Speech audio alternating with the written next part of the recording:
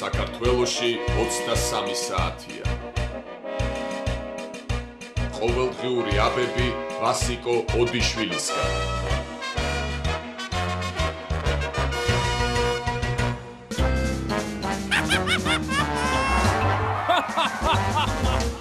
ქართველი ციხის უფროსი ურეკავს ამერიკელ ციხის უფროსს და ეუბნება: შენი ჭირიმე კაცი მყავს დენის სკამზე საწამებელი და იქნება შენ თან ვაწამო, თორე არ მაქვს, ახლა მე ნაგვის პულში გადასაყრელი მილიონებია.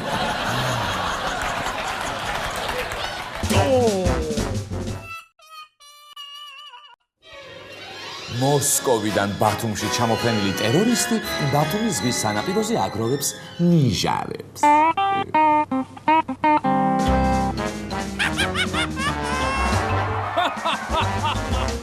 საღამო მშვიდობისა თქვენს ტელეყუთებშია ყოველდღიური გადაცემა ყოველდღიური აბები ვასიკო ოდიშვილისგან და მე ამ გადაცემის სამყარო ვასიკო ოდიშვილი გახლავართ. ძვირფასო მეგობრებო, ჩააგეთ თქვენი დემოკრატიის დამყარებისთვის აღმართული מחვილები. კიდევ ერთხელ მოუტყუდით, საფრანგეთის ელჩი თურმე ამ ბრძოლაში არ გამოყვება. იმ დღეს თურმე გაბრაზებული ყოფილა და იმიტომ უგინებია ჩვენ ქვეყანაში არსებული, ესე იგი, უკეთურობებისთვის. მინდა გითხრათ, რომ ის შეკითხვა, რომელიც ჟურნალისტმა დაამისვა და ეს შეკითხვა შემდეგ აღარ განმეორდა იმ სხვა რეაგირებებში, რომელიც ამ ინტერვიუსთან დაკავშირებით გაკეთდა პრესაში, იყო ჩემთვის ძალიან გამაღიზიანებელი. რამეთო ჟურნალისტის შეკითხვა გახლდათ ცოტა უპასუხისმგებლო, შეკითხვა ესეთნაირად იყო ფორმულირებული, რამდენად გრძნობს თუ არა საფრანგეთი, იღებს თუ არა საფრანგეთი პასუხისმგებლობას იმ ომზე, რომელიც 2008 წელს დაიწყო საქართველოში. ანუ საფრანგეთს ეკისრება თუ არა ამისთვის პასუხისმგებლობა. რა თქმა უნდა, ამგვარად ფორმულირებული შეკითხვა იყო გამაღაზღიზიანებელი, ამან ბუნებრივია ჩემში გამოიწვია ძლიერი ემოცია და სულელიც კი გამოჩნდა ერთგვარი პროვოკატიული პასუხი გამეცა. და თან იმ ფონზე, რომ ერთ-ერთი ქვეყანა, რომელიც ამ დღეებში საქართველოს გვერდით დაუდგა, იყო საფრანგეთი. აჰა, არაკორექტული შეკითხვის გამო ყოფილა გაღიზიანებული კაცი და იმიტომ უგინებია ჩვენი მედია, მთავრობა, დიპლომატია და რა ვიცი, ახლა სულ ყველაფერი. არაკორექტული შეკითხვის დასმის გამო ჩაგვაცვა თურმე აბჯარი. ახლა კიდევ ისა დამშვიდ და დაწყნადა და ისევ კონსტრუქციულ დიპლომატად გადაიქცა. ცალკმად კი ისევ მოგვაძახა, ვიგინდა რა ქვეყანა გაქვთ, მაგრამ მე მაგას თუ კიდევ არ გავბრაზდი, არ ვიტყვიო ხო. რა გავხნათ ახლა კაცო? ჰა? როგორ მე უნდა გავაბრაზოთ ახლა იქნება ისევ რაღაცა მოვიყენოთ რამენაირად გვერდზე თორემ უცილობლად დავიღუპებით მაგრამ ახლა ისე მეც მაგარი ვარ რა უნდა ახლა ჩვენს დემოკრატიულ ქვეყანაში კაცის გამწარებას აგერ ზაფხულში გახარჯული დენის მიხედვით გაწელილი ნაგვის გადასახადი რომ მიუვა საელჩოში ერთხელ კიდევ გამწარდება და აგინებს ჩვენს მთავრობას მე გრეჩი ხა გავაცნოთ ახლოს და უთხრათ რომ ეს კაცი კინაგან პრეზიდენტად ავირჩიოთ და აუცილებლად გამწარდება იტყვის ეს საცხოვრო ჩემიო მე აგვისტოს 5 დღის სანახავად წავა. ნახავს რომ რუსეთის ტანკები შერონ სტოუნებმა და ენდი გარსიებმა გააჩერეს ხო. მანდაც სული შეუღონდება. თქვენი უმადური დედაცო გვეტყვის დაიბოღმება და კიდევ 1-2 არადემოკრატიულ განცხადებას გააკეთებს. ასე ნელ-ნელა დახვეწილ დიპლომატს გადავაქცევთ ენამწარი აქტივისტად. დაახლოებით ისევე როგორც ჭადრაკში მსოფლიოს 5 გზის ოლიმპიური ჩემპიონი ნონა გაფრინდაშვილი გადავაქციეთ რუსეთის აგენტად და გადამტრიალებლად. არადიპლომატიური განცხადებების გამო გამოაგდებენ საელჩოდან და ივლისს მერე ჩვენთან ერთად ტელევიზიის წინ სამიტინგოდ. ახლა ასე ერთი კაცის გაუბედურებით ახლა არ ამგონია რომ ჩვენმა ქვეყანამ ბევრი რამ მოიგოს, მაგრამ მაინც კარგია. ჩვენი შვილები მიტინგზე ფრანგულს მაინც ისწავლიან. ხო? აჰა ერთი წლის წვალების, მუშაობის, დავიდარების და კონსტრუქციულობის შედეგად ირაკლი ალასანია რაღაცას ამბობს, ხო? და ამ სტატიას ინტერპრეს ნიუსი აქვეყნებს. ირაკლი ალასანია ხელისუფლებას რვიანის შეთავაზებაზე პასუხები მზად აქვს. მიუღწევია რაღაცისთვის დიდრვიანს და ახლა ხელისუფლების პასუხსელია. სანამ ხელისუფლება საქვეყნოდ, ესე იგი და საქვეყნოს გახდის თავის საქმეს, მანამდე მე გეტყვით ზუსტად ყველაფერი, ესე იგი, როგორ იქნება. ცოტა ხანში, ესე იგი, ნაცმოძრაობა იტყვის. ერთი წუთით. ჩვენ და კონსტრუქციულმა რვიანმა, ანუ მათ ვინც იცის, რომ ქუჩის აქციები და რადიკალური ზომები ჩვენთან ვერაფერს გახდება, ერთი წელი ვიმუშავეთ საარჩევნო კოდექსის გაუმჯობესებაზე და შეთანხმებას მივაღწიეთ. შემდეგი არჩევნები ჩატარდება 2012 წელს, სადაც ჩვენი სლოგანი იგივე დარჩება, ანუ გასაკეთებელი კიდევ ბევრია. ქდმ-ც არ შეცვლის საარჩევნო ლოზუნგს გაზი 10 თეთრი, წყალი 5 თეთრი, ნაგავი უფასო. რაც შეეხება ალასანიას, მის სლოგანს მცირედი ცვლილება შეეხება და განახლებული სლოგანი იჟღერებს ასე: ჩვენ შევცვლით საარჩევნო უბნებთან ნაციონალური ქალების ნაცვლად პატრულირებას მოახდენენ ნაცზონდერები, რაც იმის უტყუარ გარანტიას მოგცემს, რომ უბნებში გაყალბებები აღარ იქნება, რადგან ნაცზონდერების შემხედვარი ამორჩევლები აზრადაც არ გაივლებენ სხვა რომელიმე პარტიის შემოხაზრებას. ჩვენ ვერ შევთანხმდით ბიომეტრიული პასპორტებით ხმის მისცემის წესზე, რადგან ძვირი გვიჭდება და პრეზიდენტის 200 მილიონიან ბოინგს ვერ მოვაკლებთ ვერაფერს. რაც შეეხება თითის ანაბეჭდებს და სახის იდენტიფიკაციას. შევთანხმდით, ეს სულაც არ არის საჭირო, რადგან ყველა მოქალაქის თითის ანაბეჭდი და 3-4-ზე ფოტო, სურათი, ვანო მერაბიშვილის საარქივო კარადაში დევს და იმ მასალებს გამოვიყენებ. ჩვენ მივაქციეთ დიდ შეთანხმებას.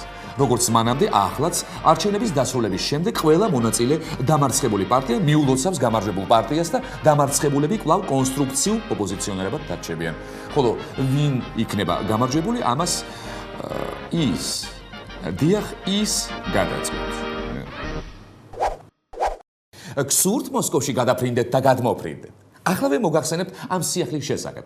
მოსკოვი ბათუმის ავიარეისს სიმღერით და ღვინით შეხვდნენ. ამ სათაურით სტატიას ინტერნეტ სააგენტო ნეტგაზეთი აქვეყნებს და იქვე დასძენს, რომ ავიარეისებს ბათუმსა და მოსკოვს შორის კომპანია აირზენა ასრულებს. როგორც ნეტგაზეთს აირზენას წარმომადგენელმა ნინო გიორგობიანმა განუცხადა, აღნიშნული რეისის დანიშვნა აჭარის რეგიონში ტურიზმის განვითარებას შეუწყობს ხელს. რაღა დაგიმალოთ და ცოტათი დავიბენი ხა. რა გამოდის, რომ რუსეთი, რომელიც ყოველდღიურად საზღვრებზე გადმოპარვას და მშვიდობიანი ქართველების აფეთქებას ლამობს, ხოლო ჩვენი პატიოსანი პოლიცია მათ ყოველდღიურად ამარცხებს, ამ დღეიდან უკვე ჩარტერული რეისებით გადმოფრინდებიან ბატონი ტერორისტები და ქობულეთში ბანანზე აიფეთქებენ თავებს. თუმცა მანამდე ტერორისტები მოიხურავენ თავზე ჩალმებს და ესე იგი შიშვლები გასარუჯი კრემით ხელში ააყავებენ ჩვენს ეკონომიკას. რამდენი რესტორანია ბათუმში? ხო და შებრძანდებიან იქ, დახარჯავენ გაზპრომის ფულებს. ძვირფასო ტერორისტებო. რა გნებავთ ახლა იქ რომ არ მიირთვათ? ხინკალი ქალაქური, ხინკალი მოხევური, ხინკალი მშვიდობიანი მოქალაქის არომატით. შემდეგ ატრაქციონებზე გაერთობით და ასე შემდეგ. მაგრამ ცოტა უცნაური არაა ახლა? საქართველო, რომელიც ავღანეთში გააფთრებული ებრძვის ტერორიზმს, რუსეთს ტერორიზმში დებს ბრალს და თან დასასვენებლად რომ ეპატიჟება. ჩამოდით. ხო და ახლა დამებადა ასეთ შეკითხვა. რა დააშავეს საბრალო ავღანელებმა? ხო, ყველა მაგათ რო ესვრის ახლა.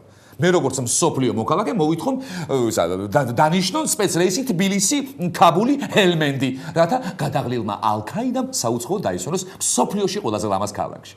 საერთოდაც შევქმნათ ტერორისტთა ბანაკები, სადაც დაისვენებენ და ერთმანეთს გაიცნობენ რუსი, ჩეჩენი, ავღანელი და პალესტინელი ტერორისტები. მაგრამ ბოლოს მინდა გითხრათ, რომ კოჭოია გამოუშვით თქვენ ფარჩაკებო. კოჭოია გამოუშვით თქვენ მასხრებო, თქვენა ტურისტი კაცი გამოუშვით.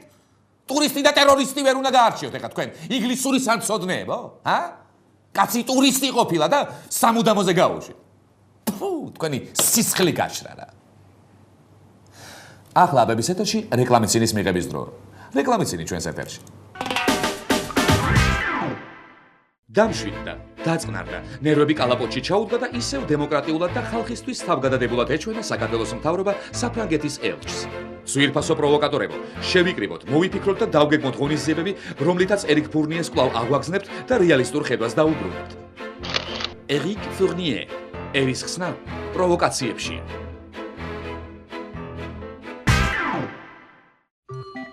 თვითმფრინავის რეისები ბათუმი-მოსკოვი, მოსკოვი-ბათუმი გთავაზობთ უახლეს სერვისს ნუგარიყავ მტერს.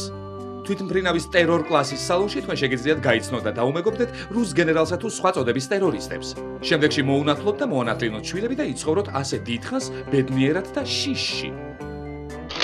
ბათუმი-მოსკოვი, რაც მტრობას დაუნგრევია, რეისებს უშენებია.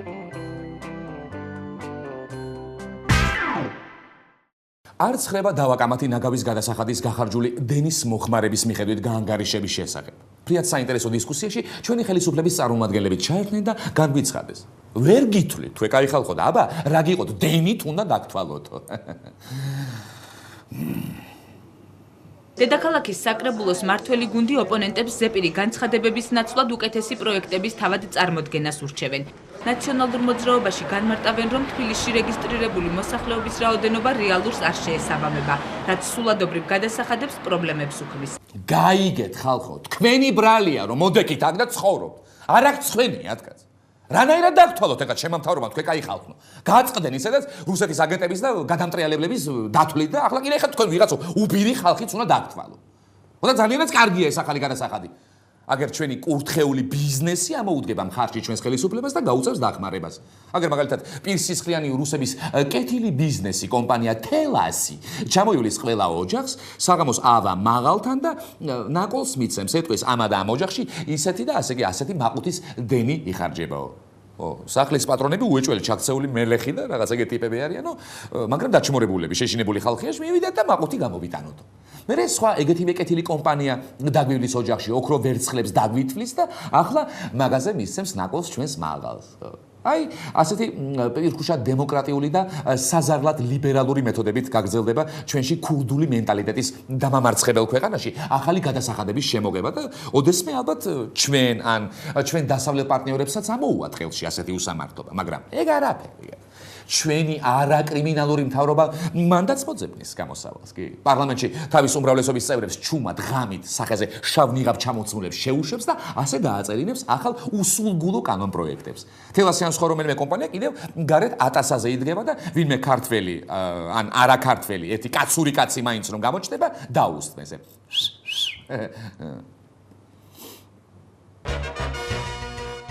ეს რა მაღალი და მაგარი პრეზიდენტი ყავს. ნახეთ, ინტერნეტ საიტი პრესა ჯირას აქვეყნებს, მიხეილ სააკაშვილის ყოფილი მრჩეველი ესტონეთის პრეზიდენტობისთვის იბრძოლებს. როგორც სტატიიდან ირკვევა, ვინმე ინდრეკ ტარანდი მაღალი კაცის მრჩეველი 2007 წელს იყო. საინტერესოა ახლა ამ კაცმა რომ გაიმარჯვოს და ესტონეთის პრეზიდენტი გახდეს. როგორ ქვეყანას ააშენებს? თან 2007 წელს ყოფილა მრჩეველი და მომსწრია 7 ნოემბრის. ალბათ რომელიმე ოპოზიციონერს დაარქმევს გრეჩიხას, ხო? მერე მისცემს საშუალებას რომ ამ გრეჩიხამ მრავალათასიანი მიტინგი ჩაატაროს და წავიდა მერე ცეკვა თამაში, ხო? მერე ოპოზიციონერების საუბრებს დაუმონტაჟებს და ესე გამოაქვეყნებს რუსულ სპეცსამსახურებთან ქვეყნის გადატრიალების გეგმის ჩანაწერებს. დააბრალებს სამშობლოს ღალატს და არ დაიჭერს. დიახ, აი, ასეთი პრეზიდენტი იქნება ალბათ ინდრეკ ტარანდი. აბა სხვანაირად ახლა როგორ ვიფიქრო? რა გამოცდილებაც აქვს, ხო? ესეთი პრეზიდენტიც იქნება. კი. მაგრამ მე მაინტერესებს მაღალი კაცი ვისი მრჩეველი იყო და რა აქვს ნარჩევი ქვეყნის საკეთილდღეოდ. ჩემი ვარაუდით მაღალი ბაბუს არაოფიციალური მრჩეველი იყო. ხო და ურჩია, წადი ბაბუს სახლში, ხო ხედავ ახლა მუხლი გეკვეთება და ყურშიც აღარ გესმის. იდი, მოისვენე და მე აქ შენ საქმეებს გავაგრძელებო. ბაბუმ უთხრა, შვილო მიხეილ, ბარემ ისიც მირჩია, როგორ წავიდეო. შვილმა მიხეილმაც ურჩია და 23 ნოემბერს ვარდებითა და ბზებით მოფენილ გზაზე გაუშვა. სახლში. არა, მოიცა ახლა რაღაცას ვაჩმახი ბრატ. 2003 წელს ნამდვილი რევოლუცია მოხდა. ეგ გააკდა ახლა ჩემს მაღალს, ვინმესთვის რამე ერჩია. ის არავის მრჩეველი არ ყოფილა. ის თავის თავადია. ის თვით დაოა, უმოძრაობაშია, უმოქმედო მოქმედებაშია, სავსე სიცარიელია და ყველაფრის საწყისია. მაგრამ გავკადნიერდები და მაღალ დაოს ერთ შევას მეც ვაკადრებ. მიშა, წადი, თუ გინდა რომ მე ისევ მოხვიდე. წადი როგორც ზღვის მოგცევ. წადი და ისე მოვარდი რომ წაგულეკო რეფორმები და განვითარებით. წადი, მაღალო, წადი. დილით გვიან ადგა, გაიზმორა. ოთახში მიმოიხედა, ხელი სკოლის დირექტორების სისხლით სავსე ჭიქისკენ წაიღო, მაგრამ ჰოისაოცრებავ, წუხელ ბოლომდე გამოუწურბავს და ჭიქაც არიელი დგას. მაშინ კი აბობოქრდა, წყურვილს ვეღარ გაუძლო, გაცოფთა და სისხლის ახალი მოსავლის აღებას შეუდგა. 70 საჯარო სკოლის დირექტორებს თანამდებობის დატოვება ემუქრებათ ყველა იმ სასწავლებელში, რომლებიც განათლების სამინისტროს შავ სიაში მოხვდა გენერალური ინსპექცია შედის. მოსწავლეების დაბალი აკადემიური მოსწრების გარდა სკოლებში ფინანსურ დარღვევებსაც არ გამორიცხავენ. სკოლის დირექტორი უშუალოდ არის პასუხისმგებელი სასწავლო პროცესზე. თუ ის ვერ ასრულებს დაკისრებულ მოვალეობას, ეს ნიშნავს იმას, რომ სამეურვეო საბჭომ უნდა გადაწყვიტოს მისი პასუხისმგებლობის საკითხი. ესეც ასე. დროზე სისხლი ჩააბარე დირექტორებო. მარტო მანდატურების ვეღარ შველის საქმეს. აბა მაშინ რატომ არიან ბავშვები გაუნათლელები და რატომ ვერ აბარებენ დამამთავრებელ გამოცდებს? შაშკინის წინამორბედმა მინისტრმა ლომაიამ ხომ ყველაფერი გააკეთა. ყველანაირი რეფორმა გაატარა და მთელი თავისი ენერგია გააიღო იმისთვის, რომ სკოლის მოსწავლეებს პირდაპირ მეცნიერებათა დოქტორის ხარისხი დაემთავრებინათ 11 კლასს. არა გასაგებია რომ ეხლა პატარები არიან და 11 წელიწადში შეუძლებელი იყო, მაგრამ ზუსტად მაგისტრის ახალმა მინისტრმა გაიგო კიდევ ერთი. დიახ, 1 წელი. ოღონდ არა ბავშვებისთვის, არამედ დირექტორებისთვის, რათა ცოტაოდენი მათაც ზეწოლათ თავიანთ მოსწავლეებზე. მაგრამ ზემოხსენებულმა დირექტორებმა ხეს მითითება აინუნშიც არ მიიღეს, ისევ დაიწყეს, არ შეგვიძლია ბავშვების ასეთი ჩაგვრა და წვალებაო. ისინი ჩვენ საკუთარი შვილებებით გვიყვარსო და ამ თავად გამოდების გამო ისა კარგი დიდი პრობლემებიც აირჩეს. მე ამ პედაგოგების მიგვირს კაცო. აქამდე როგორ ვეღარ გაითავისეთ რომ მასწავლებელი ზოგჯერ უშვილო, მაგრამ 1000 ბავშვის მშობელის დრომ უკვე დიდი ხანია ჩაგვიჩუქჩუკა და ახლა უკვე მარტო საკუთარ შვილებსა და მანდატურებზე ზრუნვის დრო ჩამოგვიდგა. თუ არა და მოვა თავისი ყოვლისშემძლე კლანჭებითა და ღრჯოლებით თქვენი ჯიგარი მინისტრი, მოგიშვერთ თავის მაღალფეხებიან სისხლის, ესე იგი, დასალებად ფუჟერს და უსხი და იყავით მე. არ დაუსხამთ თქვენი აჯობებს. ხო, ეთქვის თქვენსავე მანდატურს შემდეგ და ის დაგწურავთ. დაგაყენებთ მე 2-3ჯერ გადაიღებს სხვადასხვა ჭურჭელში და ბატონ დიმას დაბადების დღეზე ცხვართან ერთად მიართმევს თქვენს თავს 22-იანი ბოცი. მე იძახეთ ზოგმა არ ვაწვალებ ჩემს მოსწავლეებს და რაც გინდათ ის მიქენითო. ასე რომ დამიჯერეთ მე ბრძენი კაცი ვარ. ბრძენი. კი. ახლა აბების ეთერში პოლიტიკოსთა ენამოსრებულ ფრაზებს გთავაზობთ. იცინიან და იცინიან პოლიტიკოსი.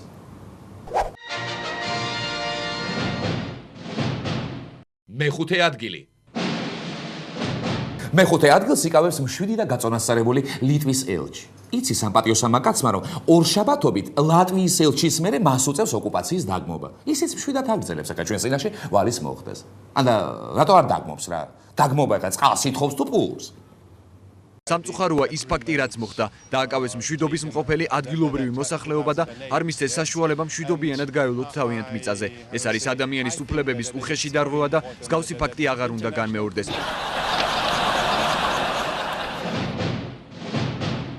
მეოთხე ადგილი. მეოთხე ადგილი მივაკუთვნოთ უმრავლესობის დეპუტატს, ჩვენი საკრებულოდან. დეპუტატი უმრავლესობისაა და ეხლა რა გასაკვირია რომ ნაგვის ახალი გადასახადი ძალიან მოწონს. რო არ მოწონდეს ეხლა ხომ აღარც დეპუტატი იქნებოდა.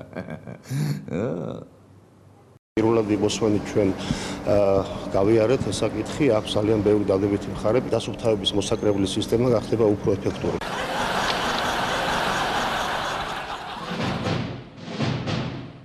მესამე ადგილი.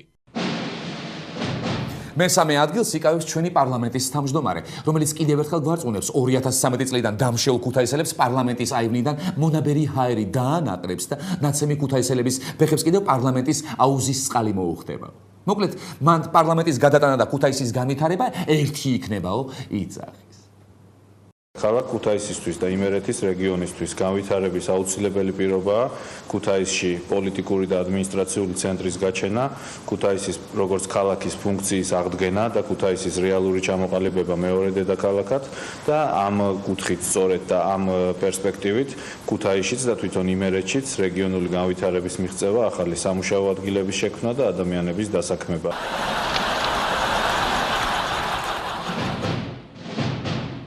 მეორე ადგილი. მეორე ადგილს იკავებს ჩვენი უშიშარი დეპუტატი პეტრე ცისკარიშვილი. პეტრე ამბობს, პარლამენტის ოკუპირებული ზონის სიახლოვეს გადატანა იმის ნიშანი იქნება, რომ არ გვეშინიაო. მართლაც ეგრე იქნება, აწი რომ გაიქცევიან და წითელხიდზე მანქანების ბუღი დადგება, ჩვენი ქუთაისის პარლამენტისკენ ამაყად გავიხედავთ და ვიტყვით, რომ ჩვენს ჩინოვნიკებს არც ადრე ეშინოდათ და არც ახლა ეშინია.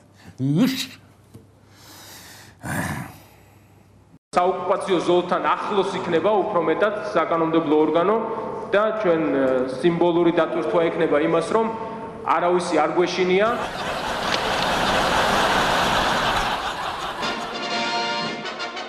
პირველი ადგილი.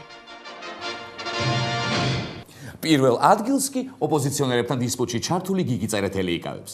გიგის კი მოსწონს მის ქვეყანაში ქურდული მენტალიტეტი რომ დამარცხდა და გაცამტვერდა, მაგრამ ხანდახან მაინც ენატრება ხოლმე ქურდული ზეპირსიტყვიერება და ამ მონატრებას ქურდული და დემოკრატიული ლექსიკის ამდაგვარი შეფარდებით იკმაყოფილებს. ცნობის თავმჯდომარე აქ ბუტაფორია კი არ არის ბატონლეო. ასე არ არის, არაფერს არ ვარგო რეგლამენტს ეხა კარგით ეხა თქვენ მასწავლით მე რეგლამენტს გაწო. თქვენი წონა რეგლამენტი მაქვს გაკითხო.